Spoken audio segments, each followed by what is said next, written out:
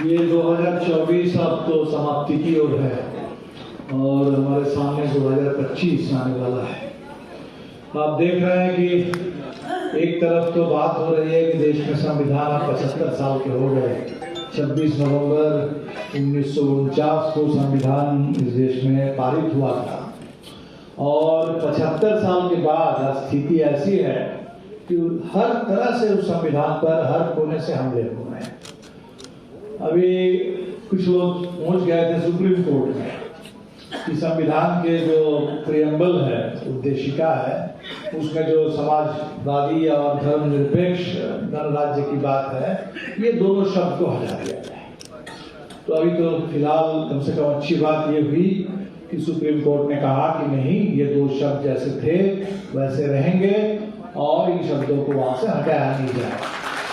हमने देखा कि कुछ लोग पहुंच गए कि 1991 में जो कानून बना था कि आज़ादी के दिन 1947 के 15 अगस्त इस देश में जो भी धार्मिक उपासना स्थल है, वो चाहे मंदिर रहा हो, मस्जिद हो, गिरजाघर हो, आपके यहाँ का गुरुद्वारा हो, तो जिस स्थिति में थी उसका जो चरित्र था उसमें कोई बदलाव नहीं होगा।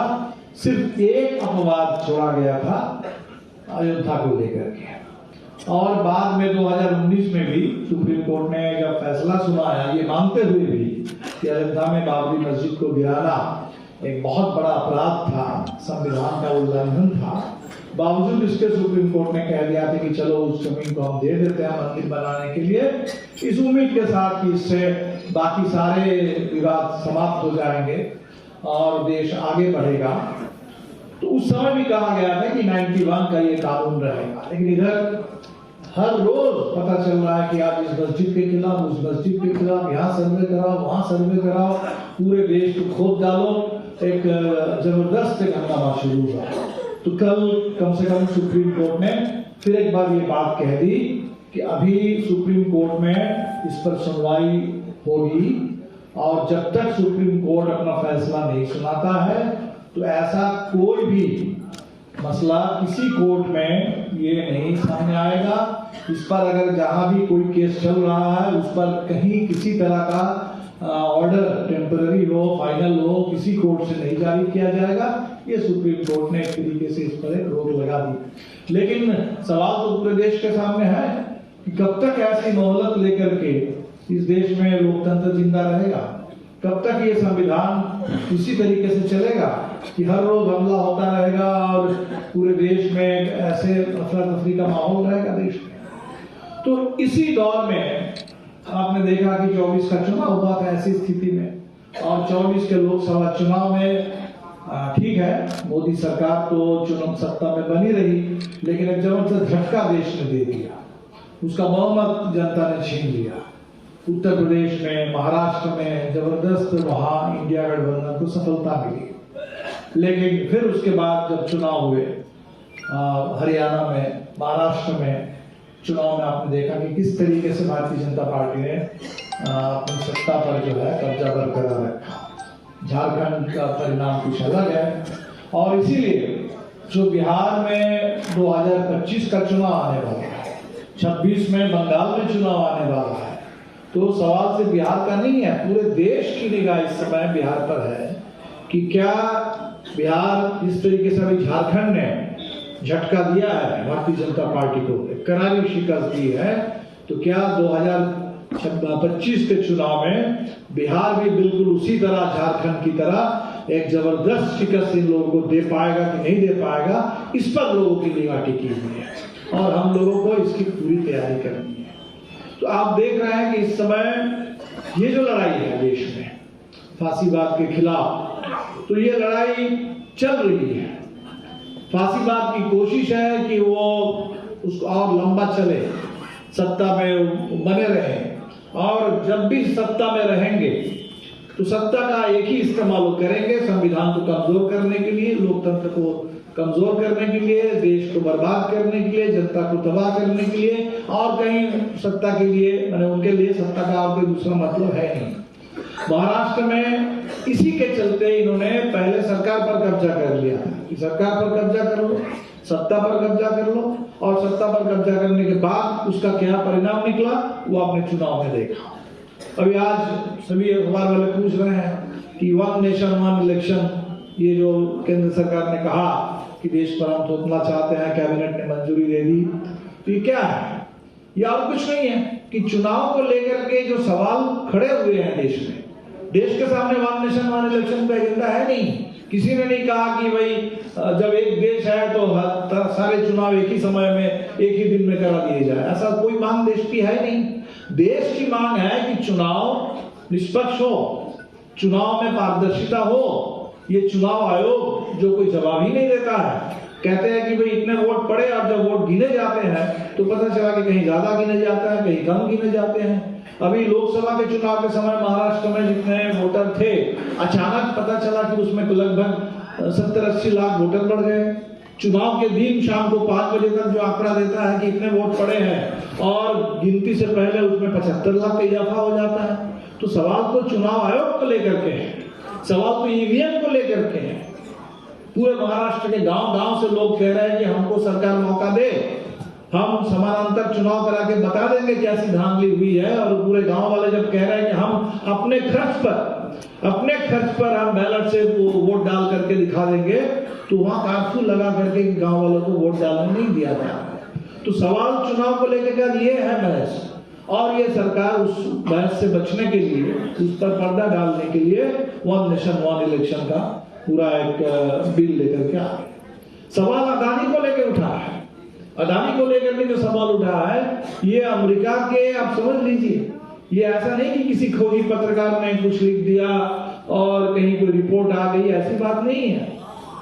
अमेरिका की सारी एजेंसी, जो काम हमारे देश के सीबीआई को करना था, सीबीआई ने किया नहीं।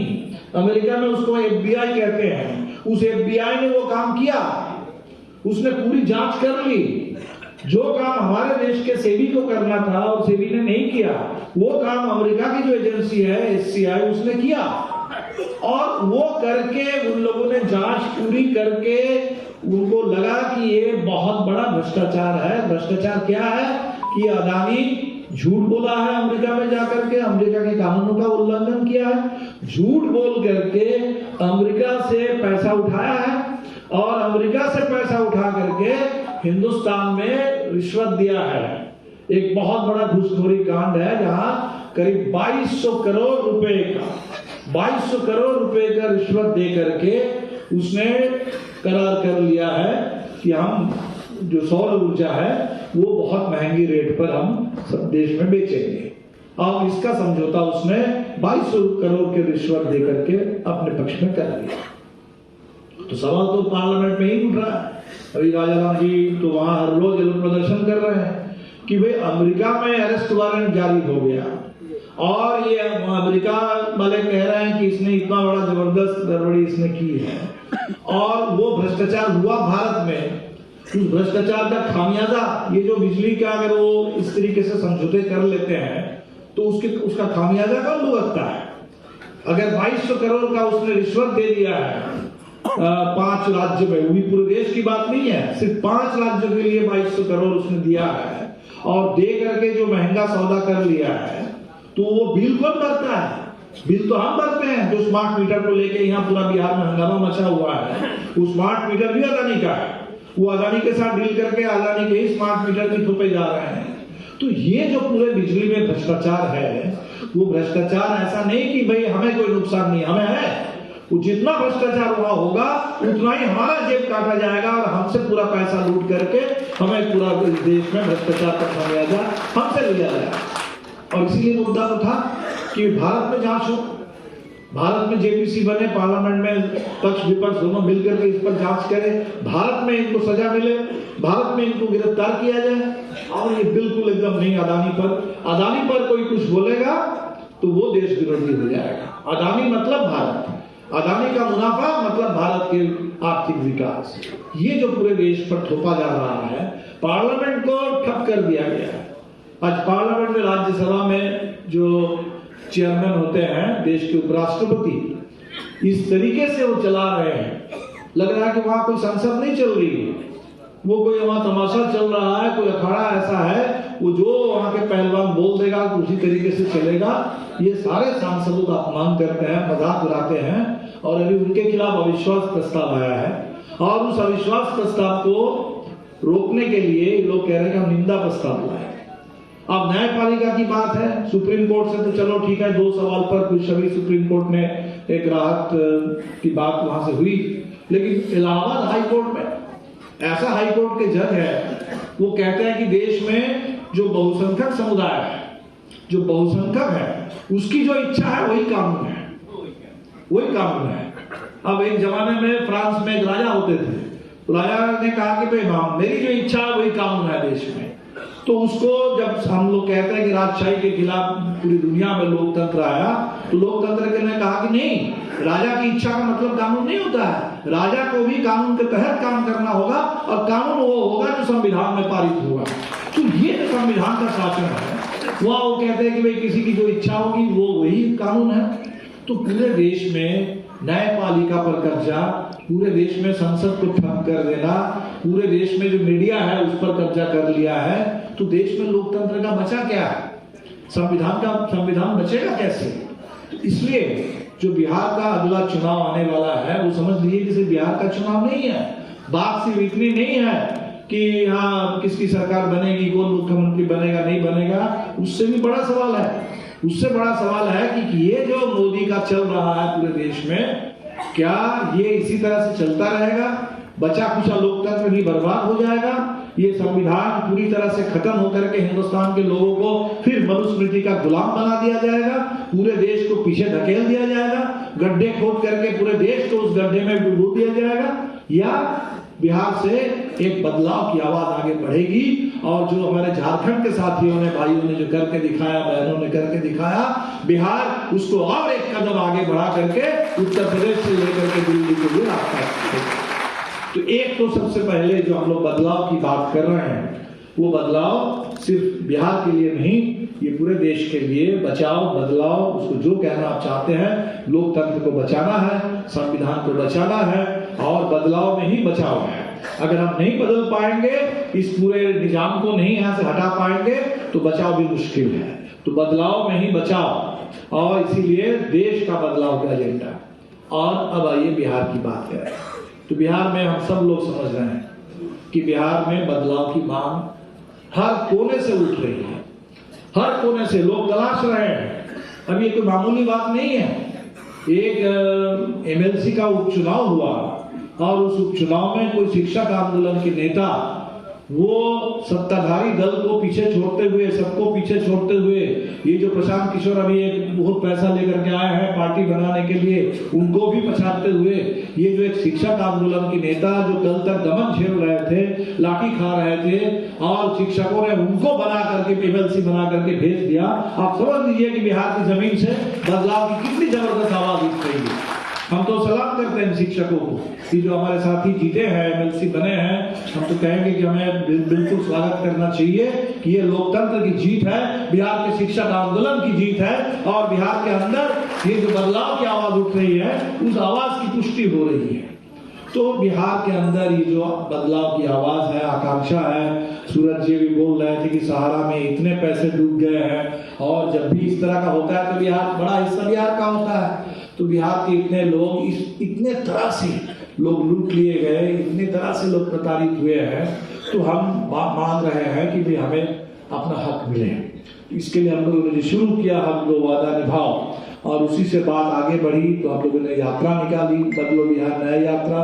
वो यात्रा भी काफी जबरदस्त, उसमें उत्साह के साथ लोगों का समर्थन मिला, आशीर्वाद मिला।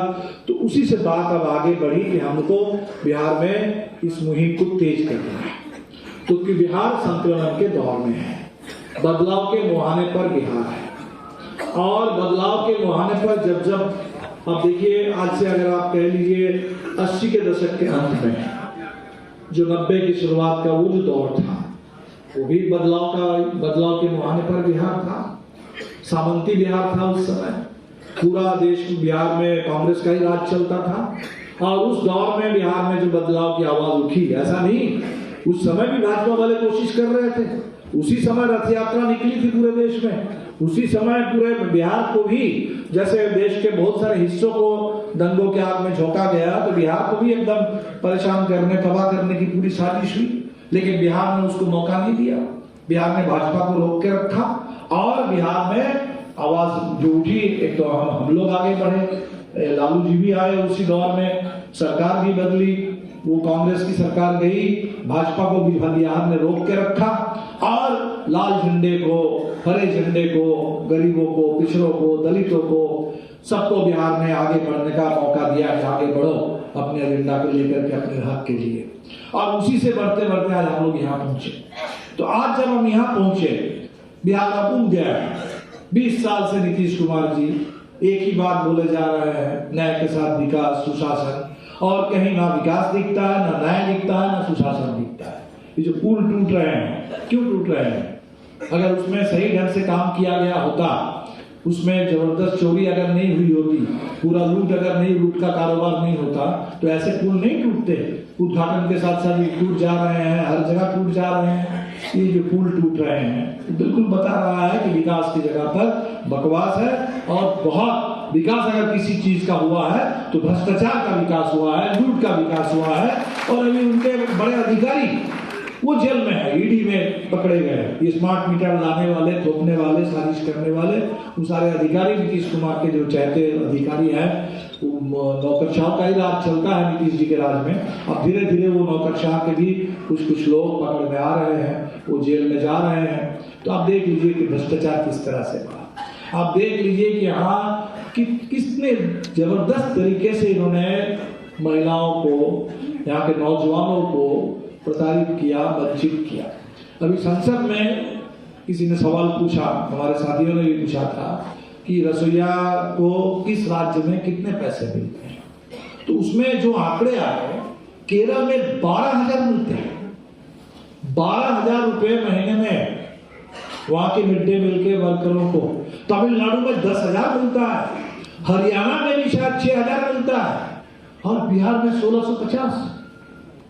मतलब रोजाना हिसाब लगा दीजिए तो 50 रुपए, और वो भी साल में 10 महीने, पूरे साल भर नहीं। और वो सरोज जी अभी कह रही थी कि भाई पिछले बार आंदोलन की तैयारी हो रही थी, उस समय लोगों ने आश्वासन दिया कि अभी हड़ताल मत कीजिए, हम लोग बढ़ा देते हैं।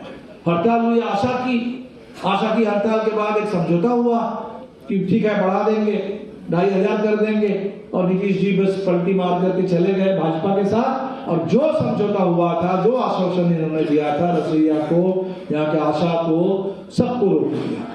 अब जीविका को अब 1,500 देते थे, अब 1,500 में भी कह रहे हैं कि बहुत हो गया, बहुत दिन दे दिया, आप नहीं देंगे, अब अपने पैर पर खड़े हो जाओ और चंदा करके वैसे चलाओ।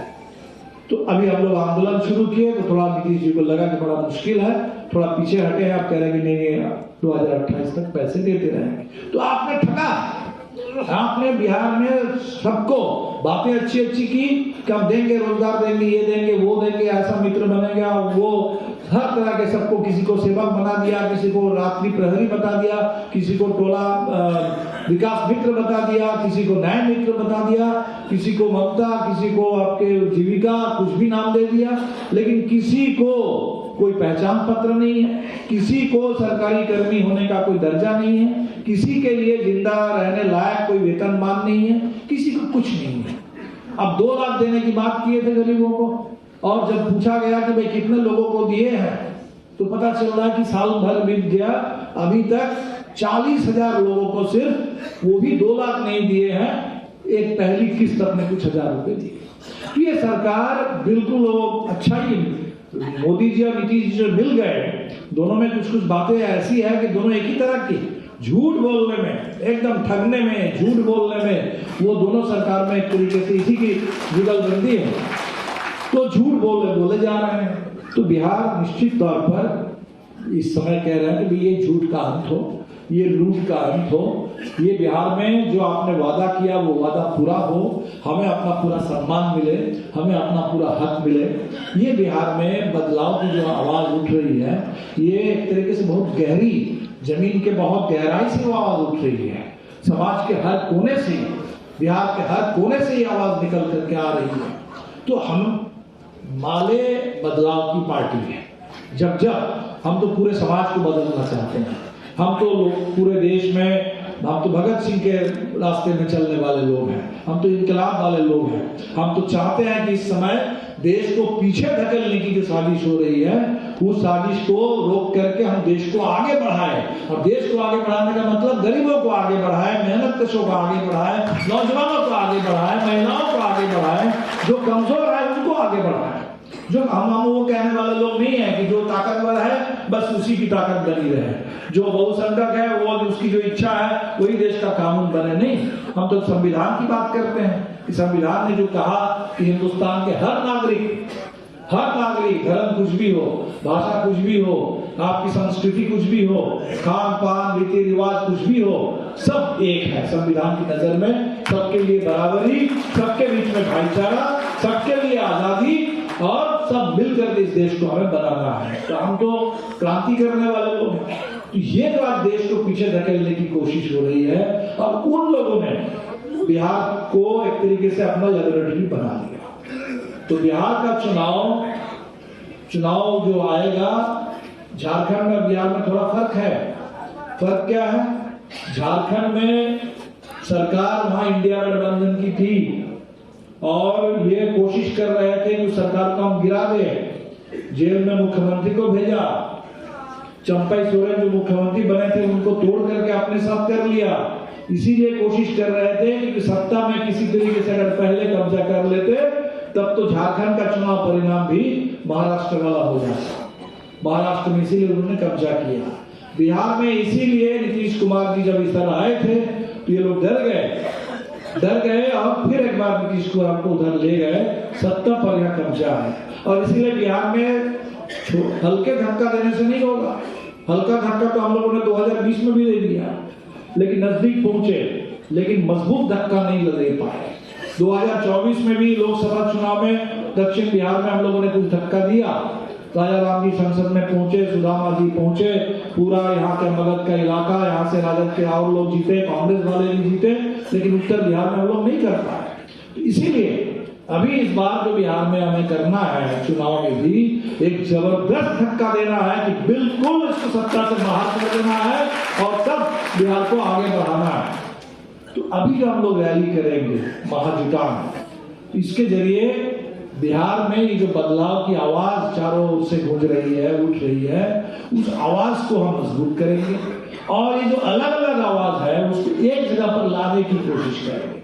यात्रा में भी हम लोगों ने कोशिश की, जैसे आप कह रहे हैं कि भाई महिलाओं का आंदोलन है पूरे बिहार में, है बिल्कुल है, लेकिन उसमें जो रसोईया की महिलाएं हैं वो अपने लिए लड़ रही हैं, उनको वो अपने लिए लड़े, लेकिन साथ साथ जो आशा वाली लड़ रही है उनके साथ भी साथ दे। जो जीविका वाले हैं वो अपने लिए लड़ रहे हैं, वो अपने लिए जरूर लड़े, लेकिन साथ साथ रसोईया और इनके लिए भी लड़े। जो छात्र नौजवान हैं वो अपनी बेहतर शिक्षा के लिए लड़ रहे हैं, जो लोग इस समय स्वास्थ्य के लिए लड़ रहे हैं, वो तमाम जो मुद्दे उठे हैं, इन मुद्दों को एक जगह पर अगर हम लोग ला देंगे, बदलाव की हर धारा को अगर एक जगह ला देंगे तो बदलाव का समुद्र बन जाएगा।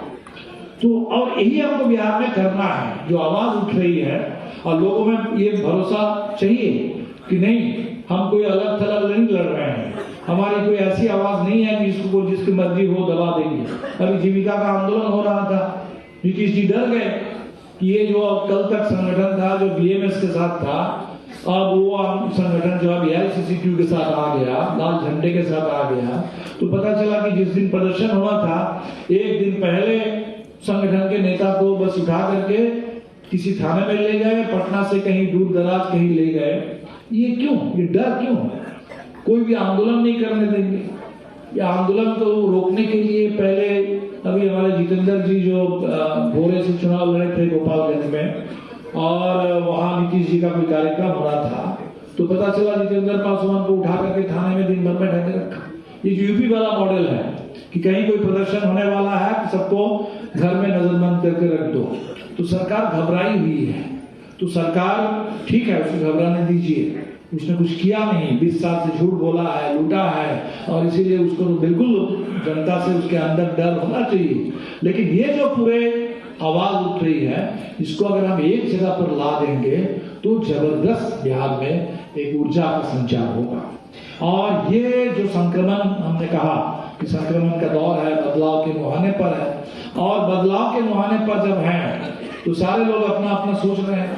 भाजपा वाले सोच रहे हैं कि भाई वो बाबरी मस्जिद को गिराने वाले उस दौर में तो हम लोग बिहार पर कब्जा नहीं कर पाए, अभी 20 साल से हैं जरूर सत्ता में, लेकिन वो नीतीश जी के कंधे पर बंदूक रख करके चलाना पड़ रहा है। जैसे एकनाथ शिंदे के ऊपर निर्भर थे महाराष्ट्र में, तो जैसे उन्होंने एकनाथ शिंदे को हटाया और देवेंद्र फडणवीस को थोपा है महाराष्ट्र में, तो यहाँ भी उनके बहुत सारे देवेंद्र फडणवीस हैं। यहाँ भी लोग एकदम इंतजार कर रहे हैं कि कब बिहार में हमको मौका मिलेगा, ये नीतीश जी को ढोना नहीं पड़ेगा। तो भाजपा वाले भी बिल्कुल अपनी तैयारी कर रहे हैं कि बिहार में अब तो वो जमाना खत्म, नए जमाने में सीधा भाजपा की सरकार बने, और जैसे योगी आदित्यनाथ का बुलडोजर वहां चल रहा है उत्तर प्रदेश में, बिहार में भी हम बुलडोजर राज ठोकते हैं। तो ये एक बड़ी साजिश है। सुप्रीम कोर्ट ने कहा कि बुलडोजर राज जो है ये लोकतंत्र में इसके लिए कहीं कोई जगह नहीं है, ये संविधान विरोधी है। जैसे चुनावी बॉन्ड के बारे में कोर्ट ने कहा था, बिल्कुल वैसे ही बुलडोजर के लिए कहा। तो बिहार में एक तो हमें बिल्कुल तय कर देना है कि बिहार कतई ये बुलडोजर राज का अखाड़ा नहीं बनेगा। बिहार के अंदर भाजपा की साजिश को हम बिल्कुल नहीं होने देंगे। कुछ और लोग आ गए हैं, वो स्कूल के बच्चों का बैग लेकर के आ गए हैं और कह रहे हैं कि बिहार में 35 साल से बिहार बर्बाद हुआ। तो हमने सोचा कि 35 साल से बर्बाद हुआ, ये क्यों बात बोल रहे हैं? ठीक है, 15 साल लालू जी का था, तो 20 साल से नीतीश जी है, तो बोलो ना भाई नीतीश जी इस समय है, तो नीतीश जी अकेले थोड़ी है, भाजपा की सरकार है, डबल इंजन की सरकार है, पूरा देश तबाह है, तो खुल के बोलो डबल इंजन के खिलाफ। नहीं, 35 साल करना है। तो 35 साल पहले क्या स्वर्ग था बिहार? 35 साल पहले क्या था? सामंती बिहार था। 35 साल पहले क्या था? जब से मंडल कमीशन लागू नहीं हुआ था, बिहार में कहाँ इतना आरक्षण था, देश में कहाँ इतना आरक्षण था? तो अगर बोलना चाहते हो कि मैं बिहार में और देश में आरक्षण खत्म होना चाहिए, तो खुल के बोलो, आरक्षण के खिलाफ बोलो, हम देख लेंगे। तो इस समय बिहार की तो मांग है कि हमें 65% आरक्षण चाहिए। विधानसभा ने तो 65% आरक्षण के लिए मुहर लगाया, और हम मांग कर रहे हैं कि वह संसद से भी पारित हो और इसको नवी अनुसूची में डाला जाए। बिहार आरक्षण के मामले में भी पूरे देश के दलितों के सामने, गरीबों के सामने, अति पिछड़ी जाति के लोग हैं, अल्पसंख्यक समुदाय के लोग हैं, महिलाएं हैं, उनके अधिकार के मामले में, उनके सम्मान के मामले में, आरक्षण के मामले में बिहार एक मॉडल बने, और बिहार का उस मॉडल को लेकर के पूरे देश में हम सामाजिक न्याय की लड़ाई को आगे बढ़ाएं। तो कुछ लोग लेकिन दिमाग में है कि बिहार को पीछे ले जाना है, 35 साल पीछे, वहां सामंती बिहार को फिर से लौटा करके लाना है। तो हमें बिहार को बिल्कुल पीछे नहीं ले जाना है। हमें क्या करना है? हमें पिछले जरूर, हम भी कह रहे हैं कि 35 साल से बिहार में निश्चित तौर पर जब लालू जी थे तो उस समय भी चाहे अपराध हो, चाहे भ्रष्टाचार हो, हम लोग लड़ते रहे हैं। हमने कहा है कि भाई गरीबों की बात, जो मांगे हैं, आकांक्षा है, उसको बिल्कुल पूरा करना चाहिए। 20 साल से नीतीश जी हैं, हम भी लड़ रहे हैं कि आपने जो वादा किया उसको पूरा करो। आपने जो यहाँ के नौजवानों को ठेके पर बंद कर रखा है, इनको आपने 2000, 5000, 3000 दे करके, ये क्या इनको सुरक्षित रोजगार नहीं चाहिए? उनके भविष्य की गारंटी नहीं चाहिए? जो आपने अभी भूमि सर्वे किया और आप कह रहे हैं कि हम इतने लोगों को बेदखल कर देंगे, तो बिहार में लोगों को आवास की गारंटी नहीं चाहिए, जमीन की गारंटी नहीं चाहिए? तो हमारी जो लड़ाई है, हमारी लड़ाई बिहार को पीछे ले जाने के लिए नहीं है, बिहार को आगे बढ़ाने के लिए। और बिहार जब आगे तब तक नहीं बढ़ पाएगा जब तक बहुत सारे लोग छूट जाएंगे, बहुत सारे लोग जब वंचित रह जाएंगे, उनका अधिकार नहीं होगा, उनका घर नहीं होगा, उनके पास जमीन नहीं होगी, उनके बच्चों के लिए स्कूल नहीं होगा, उनके इलाज के लिए कोई सरकारी स्वास्थ्य व्यवस्था नहीं होगी, तब विकास कैसे होगा? जो बड़े लोग हैं उनका विकास तो हो जाता है, उनके जेब में पैसे हैं, वो तो खरीद लेते हैं। गरीब कहाँ से खरीदेंगे? गरीब के पास क्या है? इसलिए गरीब को जो चाहिए कि हमारे बच्चों के लिए स्कूल हो, हमारे इलाज के लिए स्वास्थ्य व्यवस्था हो, हमारे पास कोई आमदनी बढ़ाने के लिए पक्का रोजगार हो, सुरक्षित रोजगार हो, तो इस लड़ाई को हम बढ़ा रहे हैं। इसीलिए ये दौर में माले के आगे बढ़ने का मतलब क्या? माले के आगे बढ़ने का मतलब ये बिहार का इतने सारे जो सवाल है, जो न्याय की मांग है, सामाजिक न्याय, आर्थिक न्याय की मांग है, आरक्षण बढ़ाने की मांग है, सुरक्षित रोजगार की मांग है, महिलाओं के बराबरी और सम्मान की बात है। इन सभी बातों को लेकर के जो आप कह रहे हैं कि बिहार के अंदर ये बुलडोजर राज के खिलाफ अल्पसंख्यक समुदाय को यहाँ प्रताड़ित करने की जो कोशिश हो रही है, इसके खिलाफ सबको लेकर के आगे चलना है, तो माले को आगे बढ़ाना है। इसीलिए हमें लगता है कि इस बार हम लोग जो महाजुटान सोच रहे हैं, ये महाजुटान वाकई एक महाजुटान हो और ये हर आंदोलन जो अपने अपने मुद्दों को लेकर के चल रहा है, वो सभी आंदोलनों के बीच में समन्वय स्थापित हो और इस समन्वय से एक ऐसी ऊर्जा का संचार हो पूरे बिहार के समाज में, बिहार की राजनीति में, कि पीछे ले जाने वाली जो भी साजिशें हैं वो साजिशें बंद हो जाए और आगे बढ़ने का जो रास्ता है वो रास्ता और चौड़ा हो जाए, वो रास्ता खुल जाए, उस रास्ते में कहीं कोई रोक टोक ना हो, अवरोध ना हो और बिहार बिल्कुल एकदम पूरे भारतीय जनता पार्टी और आरएसएस के खिलाफ बिल्कुल मजबूत जनादेश दे दे कि अब समय समाप्त हो रहा है। आजादी के 75 साल हो गए, संविधान के 75 साल हो गए। इस संविधान के 75 साल में हमने ये संकल्प लिया है, जो बाबा साहब ने बात कही थी। बाबा साहब ने कहा कि इस समय देखिए, संविधान तो अच्छा भी होता है, बुरा भी होता है। हमने लिखा है संविधान, तो हम तो जरूर कहेंगे कि हमने कोशिश की बेहतर संविधान दिया जाए, हमने एक अच्छा लिखा। लेकिन सवाल अच्छा और बुरा संविधान का नहीं है, उससे भी ज्यादा महत्वपूर्ण सवाल है कि संविधान किसके हाथ में होगा। अगर बढ़िया हमने संविधान लिख दिया और संविधान चला गया चोरों के हाथ में, संविधान चला गया लुटेरों के हाथ में, संविधान चला गया वैसे लोगों के हाथ में जिनका काम ही है दबंगई करना और लोगों को, गरीबों को सताना, तब क्या होगा।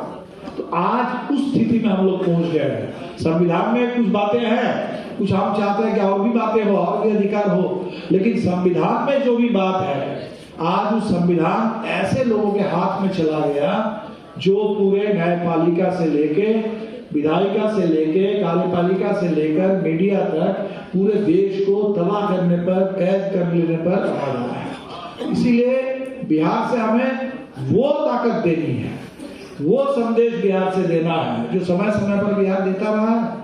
74 आंदोलन वैसे ही था, 70 के दशक में भोजपुर का आंदोलन नक्सलवादी के बाद वैसा ही आंदोलन था कि ये जो आवाज निकली है, गरीबों की आवाज जो निकली है, इस आवाज को हम तुम्हें खामोश नहीं करने देंगे, ये आवाज बनी रहेगी, ये आवाज और मजबूत होगी। नक्सलवादी की आवाज बिहार में कर दी। ये 74 के आंदोलन ने कह दिया कि भ्रष्टाचार ये हमने यहाँ झेलेंगे नहीं, तो समय समय पर बिहार ने आवाज दी है।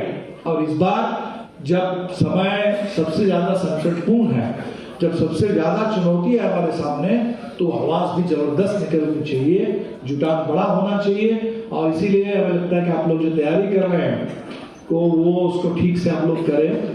तो बातें जो हुई है कि आज मान लीजिए हम लोग 13 दिसंबर यहाँ है और हम कह रहे हैं कि 9 मार्च को करेंगे, मतलब आपके सामने 2.5 महीने का समय है। लेकिन ये समय जो है जाड़े का, बहुत इस समय काम करना बड़ा मुश्किल होता है, बहुत ठंड है, शीतलहरी है। तो इसी समय में 2.5 महीने में पूरी ताकत लगा के हमें मैक्सिमम रिजल्ट पाना है। इसीलिए हम लोगों ने जो सोचा है कि सबसे पहला काम तो अपने संगठन को पहले ठीक कर लीजिए। जो 18 दिसंबर का आह्वान केंद्रीय कमेटी का आया है, कॉमरेड वीएम को हम लोग याद कर रहे हैं। 26 साल हो गए, इसी पटना में बांसघाट में हम सबको याद है, हम लोगों ने उनको अंतिम विदाई दी थी। तो इसी बिहार से पार्टी ने फिर से संकल्प लिया था कि कॉमरेड वीएम की पार्टी को हम कमजोर तो बिल्कुल नहीं होने देंगे, इस पार्टी को और मजबूत करेंगे। और हम लोग करते रहे। जो उनके सपनों का भारत है, उनके सपने की पार्टी है, उस पार्टी को मजबूत करने के लिए जो केंद्रीय कमेटी ने आह्वान किया, तो सबसे पहले इस आह्वान को लेकर के पार्टी की सभी शाखाओं में, तो ये काम एक दिन में नहीं होगा और इसीलिए 18 से लेकर के आप समय ले लीजिए, 24 तक ले लीजिए, 25 तक ले लीजिए, एक सप्ताह का समय लीजिए, लेकिन जरूर हर ब्रांच में इसको पढ़ा जाए। इसी समय पार्टी का नवीकरण करना है, नए सदस्यों की भर्ती भी करनी है, उस काम को थोड़ा कर लीजिए। और ये काम अगर हम कोशिश करें कि अभी से लेके 1 महीना जनवरी का मध्य तक मोटे तौर पर इस काम को हम लोग पूरा करें। इस काम को अगर हम पूरा कर लेते हैं और तब वो 18 जनवरी से 31 जनवरी तक जो समागम के बारे में योजना बनी कि पूरे बिहार के कम से कम 12 केंद्र में पूरी तैयारी के साथ हम कार्यकर्ताओं का समागम करें, आंदोलनकारी ताकतों का समागम करें, ताकि वहां से पूरा एजेंडा बने, वहां से पूरी तैयारी हो और सारे लोग इस बात को कहें कि नहीं, बिल्कुल जरूरी है बिहार में बदलाव की मुहिम को तेज करना, और ये जो बदलो बिहार महाजुटान पटना में होने वाला है, ये हम सबका जुटान है। ये कोई किसी एक संगठन का नहीं है, ये बिहार के उन तमाम आंदोलनों का महाजुटान है, उन तमाम आकांक्षाओं का एक बड़ा समागम है जो आज सड़क पर इस समय लड़ रहे हैं। इसीलिए वो जो ताकत है उसको बटोरना है ठीक से। इसके लिए वो 18 जनवरी से 31 जनवरी तक हम लोगों ने सोचा है कि बहुत ठीक से 12 सेंटर पर ऐसे कार्यक्रम हो और 200, 500, 1000 जितने लोग लोकल स्तर पर कार्यकर्ता आए और वहाँ ठीक से बातें हो, इसकी पूरी तैयारी हो जाए। ये आपका हो जाएगा दूसरा चरण। अभी पहले ब्रांच की मीटिंग, मेंबरशिप का रिन्यूअल, उसके बाद समागम का कार्यक्रम, इसके बाद हम लोग फिर यात्रा निकालेंगे। और जो 11 दिन की यात्रा थी 16 से लेकर के कब तक हम लोग की 26 अक्टूबर तक किए थे, तो वो यात्रा हमने देखा कि यात्रा जब हुई तो उसमें जबरदस्त उत्साह के साथ लोग आए, अपनी अपनी मांगों को लेकर के आए, बच्चे भी आए हम लोगों के पास, सब लोग अपनी अपनी मांगों को लेकर के आए। और हमारी यात्रा में वो जो गिरिराज सिंह की पूरी साजिश थी, हिंदू स्वाभिमान यात्रा करके बिहार में एक तरह से पूरा सांप्रदायिक विद्वेष का माहौल बना देंगे, और झारखंड का चुनाव, वहाँ झारखंड में भी बांग्लादेशी कर रहे थे, हेमंत विश्व शर्मा आकर के लगे हुए थे, वो असम के मुख्यमंत्री, असम छोड़ करके झारखंड में आकर के आदिवासियों को भड़का रहे थे मुसलमानों के खिलाफ घुसपैठी बोल करके। और गिरिराज सिंह ने सोचा था कि हम भी इसी समय सीमांचल में यात्रा करके माहौल को बिगाड़ के दे दे, ताकि झारखंड में हम लोग जीते और आगे चल करके बिहार में भी जीतेंगे। लेकिन हम लोगों की यात्रा इस तरह से बिहार के मुद्दों पर आगे बढ़ी, और वो बच्चे स्कूल मांग रहे थे और उनका वो त्रिशूल फीका पड़ गया। तो उस यात्रा को भी हम लोगों ने पीछे छोड़ा। लेकिन जरूरत इस बात की है कि इसको थोड़ा और बड़े पैमाने पर बिहार के हर कोने में यात्रा को ले चलना है। इसीलिए 1 से 20 फरवरी तक एक यात्रा पूरे बिहार में फिर से निकले, और उसकी पूरी तैयारी होगी, योजना बनेगी। कहीं 4 दिन, कहीं 3 दिन, कहीं 5 दिन, अलग अलग इलाके में यात्रा हम लोग करेंगे, उसकी पूरी तैयारी हो जाएगी। और इसी दौर में फरवरी महीने में दिल्ली में भी बड़ा सम्मेलन है एकटू का। जो बिहार में हम बात कर रहे हैं वो बात सिर्फ बिहार में नहीं है, वो बात पूरे देश के पैमाने पर है। रसोईया हो, आशा हो, जीविका हो, अभी रेलवे में यूनियनों की उसके चुनाव हुए, और आपको बता दें कि बिहार में भी हमारे साथियों ने जो चुनाव लड़ा, तो हमने देखा कि जो ईस्ट सेंट्रल रेलवे है, धनबाद से लेके आपके मुगलसराय तक, इधर आपके समस्तीपुर वगैरह, लगभग पूरा बिहार जिसी रेलवे में है, ईसीआर में, वहाँ हमारे जो यूनियन वाले साथी लोग थे, जो अभी दमन भी झेल रहे हैं, हमारे संतोष पासवान जी हैं दरभंगा वाले, जो ट्रैकमैन का काम करते हैं, वो इस समय विक्टिमाइज्ड हैं। लेकिन चुनाव में इन साथियों ने पूरी मेहनत करके दिखा दिया। 1 नंबर पर जो AICCTU से संबद्ध यूनियन है, IREF, Indian railway employees federation, मैं साथियों को बधाई देता हूं कि पूरे बिहार में झारखंड से लेकर के मुगलसराय तक 1 नंबर पर लाल झंडे की यूनियन AICCTU चल रही है। उत्तर प्रदेश में भी गोरखपुर योगी का है, गोरखपुर से लेके लखनऊ तक जो नॉर्थ ईस्टर्न रेलवे है इंडिया, वहां भी 1 नंबर पर AICCTU की यूनियन IREF 1 नंबर पर है। ये जो रेलवे मजदूर लड़ रहे हैं, पेंशन को लेकर लड़ रहे हैं, अपनी नौकरी की सुरक्षा के लिए लड़ रहे हैं, उनकी लड़ाई थी AICCTU के लोग लड़ रहे हैं। तो 24 से 26 फरवरी दिल्ली में एक बड़ा सम्मेलन है, राष्ट्रीय सम्मेलन, और उसमें जो साथी हमारे प्रतिनिधि होंगे उनको जाना है। 24 तारीख को तलकटवा स्टेडियम में एक बड़ा खुला सत्र होगा। पूरे देश के हर कोने से मजदूर आएंगे। ये काम भी बिहार के साथियों को करना है और फिर इसको करते हुए 9 तारीख यही तय हुआ है। 9 तारीख गांधी मैदान बुक करने के लिए हमारे साथी कोशिश कर रहे हैं। तो 9 तारीख का महाजुटान। तो महाजुटान में इस बार जो बात हम लोग कर रहे थे राज्य कमेटी में भी और भी कि हम लोगों का जो जुटान है, पहले हमारे साथी ट्रेन में भर करके आते थे। इधर थोड़ा सा कोशिश भी लोग करते हैं कि भाई अपने साधन हो, अपनी गाड़ी हो तो गाड़ी से आ जाए, उसी दिन सुबह चले, रैली भी कर ले और शाम तक लौट भी जाए। तो ठीक है, लेकिन इससे होता क्या है, संख्या कम हो जाती है। लोग उसी दिन सुबह चलते हैं, गाड़ी से चलते हैं। तो एक गांव में जहाँ से 50 लोग निकल सकते थे वहाँ से 20 ही लोग चलते हैं। जहाँ 20 से निकल सकते थे वहाँ से 10 लोग निकलते हैं। तो इस बार की रैली वो बिल्कुल पुराने अंदाज से, पुराना तेवर हो, एकदम ट्रेनों को जो भी जितने रूट है, रेलवे के साथी अगर हमारे यूनियन में जीत रहे हैं, लड़ रहे हैं, तो पूरे ट्रेनों को भर देना है। एक दिन पहले पहुंचिए, कोई बात नहीं है, उसका इंतजाम यहाँ किया जाएगा। लेकिन बिल्कुल वो माले वाला तेवर रहे कि एकदम माले वालों की कोई रैली जब होती है, पूरे बिहार में गरीबों का पूरा जश्न शुरू हो जाता है और वो लाल झंडे लेकर के लोग पहुंचा। तो एक तो ये हमारी बुनियादी ताकत है। हमारी जो बुनियादी ताकत है, जो हमारी बुनियादी पहचान है, उसको कतई कमजोर नहीं होने देना है। उसको पूरे जोश खरोश के साथ, पूरे साहस के साथ, हिम्मत के साथ उसी पर कायम रहना है। उसी पर हम लोग इतने सालों से कायम हैं, तभी जाकर के आपके 1 दर्जन विधायक बने हैं, तभी जाकर के आपके 2 सांसद गए हैं और तभी पूरे देश की नजर लाल झंडे में इस समय पुरानी पार्टियों पर नहीं है, माले पर उनकी नजर है कि उभरती हुई पार्टी है जो इस समय देश में लाल झंडे को ऊंचा उठाएगा। तो वो हमारी जो बुनियादी ताकत है, बुनियादी पहचान है, बुनियादी आधार है, बुनियादी कार्यशैली है, उस पर कायम रहते हुए जो भी विकासमान है बिहार में, उसको समेटना है अपने साथ। और इसी में ये सारे जो नए नए आंदोलन है, हर तरह का जन संगठन है, हमारे इंसाफ मंच के साथी भी कह रहे हैं, तो हम लोग बिल्कुल ये कोशिश करेंगे।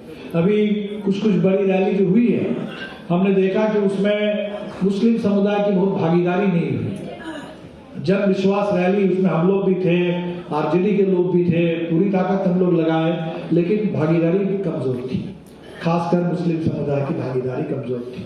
तो इस समय हम लोग तो बिल्कुल ही कहते हैं कि जहां दमन सबसे ज्यादा होगा वही तो सबसे ज्यादा प्रतिरोध होगा। तो अगर हम दमन के निशाने पर हैं, आप झेल रहे हैं, तो निश्चित तौर पर उसमें आगे बढ़ चढ़ करके हम लोग लड़ेंगे। और इसीलिए जो भी इस समय सरकार के निशाने पर है, वो दलित हो, वो आदिवासी हो, महिला हो, मुस्लिम हो, नौजवान हो, वो तमाम वंचित तबके के लोग, सबसे ज्यादा भागीदारी उन्हीं की हो और वो भागीदारी दिखे गांधी मैदान में, इसके लिए हम लोग पूरा लड़ जाए। और ये जो आंदोलन हो रहा है, इस ऊर्जा को समझिए, इसको पहचानिए। इसमें जो जीविका वाला हम लोग तो चर्चा कर ही रहे हैं कि ऐसा आंदोलन है जो उसने नीतीश कुमार को हिला दिया। नीतीश जी अगर कह रहे थे कि हम 1 महीने यात्रा निकालेंगे और यात्रा निकालने में थोड़ा सा उनको मुश्किल बुझा रहा है, वो देर कर रहे हैं, सोच रहे हैं, तो ये आंदोलन का समय है कि अगर झारखंड वाले 2,500 रुपए दे सकते हैं महिलाओं को, तो बिहार में आप खूब न्याय के साथ विकास, न्याय के साथ विकास और डबल इंजन की बात करते हो। और बिहार में खजाना खोलो और खजाना खोल करके 3-3 हजार रुपए, दिल्ली का खजाना और पटना का खजाना, किसके लिए है खजाना? ये वो तमाम महिलाओं को 3,000 रुपए दो। बिजली कह रहे हम नहीं दे सकते, झारखंड ने दे दिया 200 यूनिट बिजली फ्री, बिजली का बकाया बिल माफ कर दिया सरकार ने यहाँ। और यहाँ स्मार्ट मीटर का अत्याचार चल रहा है, हम लोग क्या अत्याचार झेलने के लिए है? तो वो हमें बिजली 200 यूनिट बिजली फ्री चाहिए, ये स्मार्ट मीटर से हमको छुटकारा चाहिए। तो बिहार में जो बिजली वाली मांग है, ये जो सारे मुद्दे हैं, जिन मुद्दों को लेकर के लोग सड़क पर है, आंदोलन कर रहे हैं। शिक्षकों की इतनी ताकत है, इतना जबरदस्त आंदोलन है कि दमन झेलते हुए अपने नेता को वो विधान परिषद में भेज दिया है उन्होंने, सबको पीछे छोड़ते हुए। तो ये सारी ताकत को हमें आगे बढ़ाना है और इन आंदोलनों को एक जगह पर ला करके ये जो महाजुटान, ये महाजुटान, इसी महाजुटान से ही अगर 2024-25 में हमें इस बात की गारंटी करनी है कि बिहार में भाजपा का नहीं चलेगा, ये साजिश नहीं चलेगी और ये नीतीश कुमार जी के लूट और झूठ का राज ये समाप्त हो जाएगा और वाकई बिहार विकास के रास्ते पर आगे बढ़ेगा, अधिकार के रास्ते पर आगे बढ़ेगा, तो वो महाजुटान से ही ये महाऐलान हम लोग कर देंगे कि 25 का बिहार वो बिल्कुल इन लोगों के लिए नहीं है, ये गरीबों के लिए है, मजदूरों के लिए है, नौजवानों के लिए है, बिहार की आधी आबादी के लिए है। और तब जो महाराष्ट्र के चुनाव के बाद पूरे देश में लोग थोड़ा परेशान हैं कि भाई क्या हो गया, जिस महाराष्ट्र में हमने लोकसभा में इतना जबरदस्त झटका दे दिया, पता नहीं क्या क्या इन लोगों ने कर दिया, ईवीएम में प्रशासन ने क्या क्या अतिक्रम किया। तो ये जो लोग अभी इस समय थोड़ा सा पूरे देश में एक आशंका में है, तो कौन रोकेगा इसको? ये जो पूरे तबाही है, इस तबाही पर रोक कौन लगाएगा? ये जो तांडव चल रहा है कॉर्पोरेट का, लूट का, निजीकरण का, ठेकाकरण का, लोगों के अधिकार छीनने का, इस पर रोक कौन लगाएगा? तो ये हमारी रैली से वो माहौल बन जाएगा कि बिहार के लोग बिल्कुल तैयार हो गए हैं और बिहार से ये रोक लगेगी और बिहार में जो 25 पे रोक लगेगी वो आगे चल करके नीतीश मोदी जी के जो पूरे आरएसएस का, क्योंकि आरएसएस का भी 100 साल पूरा हो रहा है, इसको भूलिए मत। कम्युनिस्टों के 100 साल पूरे हो रहे हैं, 2025 में आरएसएस के भी 100 साल पूरे हो रहे हैं। और ये लोग अभी इसी कोशिश में हैं कि वो कह रहे हैं कि ठीक है, इनके पास भगत सिंह का सपना है, अम्बेडकर का सपना है, हमारे पास भी गोलवालकर का सपना है। वो चाहते हैं कि गोलवालकर के सपनों को हम पूरा करें, वो चाहते हैं कि साजिश को हम लोग पूरे देश में सफल बना दें। और इसीलिए बिहार से अगर बड़ी आवाज निकले लोकतंत्र के पक्ष में, संविधान के पक्ष में, भगत सिंह और अंबेडकर के सपनों को साकार करने की दिशा में, वो पूरे देश के लिए बहुत जबरदस्त सुकून की आवाज होगी, पूरे देश को उससे ताकत मिलेगी। और इसीलिए हम आप साथियों से कहेंगे कि आज हम लोग ये तय करके जाएं और प्रदीप जाएं, बताइए। अच्छा, प्रदीप जी का परिचय करा दीजिए। हाँ,